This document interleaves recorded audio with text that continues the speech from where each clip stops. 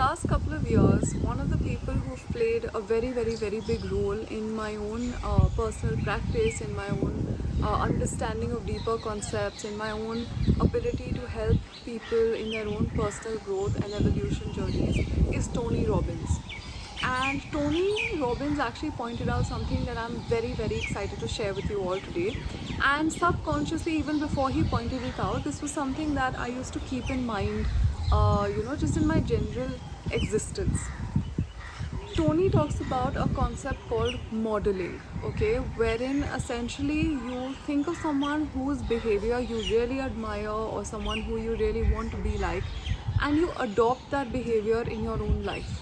Okay, so for example, you want to be a really wealthy businessman, or you want to become the most successful television host, or you want to become a really effective communicator. Think of any one person in your life or in the world, it could also be a celebrity, who you really admire and whose behavior you would want to adopt in your own life. And slowly and steadily think of yourself encapsulating that value, the value that you admire in them the most, the value that makes them so admirable to you in your personal context as well, but also in your professional context.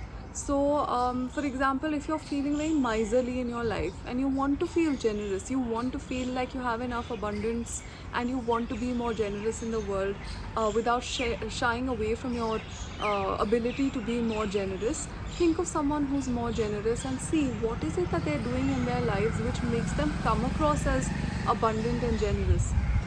So just to give you an example, in my own life, one of the people I've always admired is Oprah Winfrey.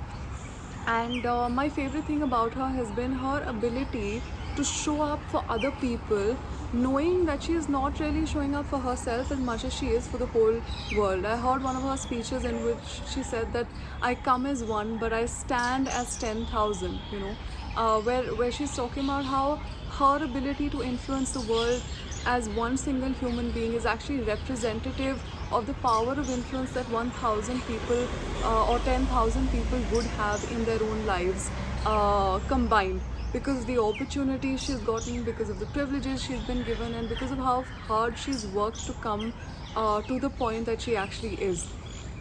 So I was like, oh my god, that's deeply inspiring. It's the kind of thing I want to be able to do, because I don't think my struggle is only about my own struggle. I think my struggle is a lot about what the world's struggle is at large, and I want to help the world reduce that kind of struggle and suffering.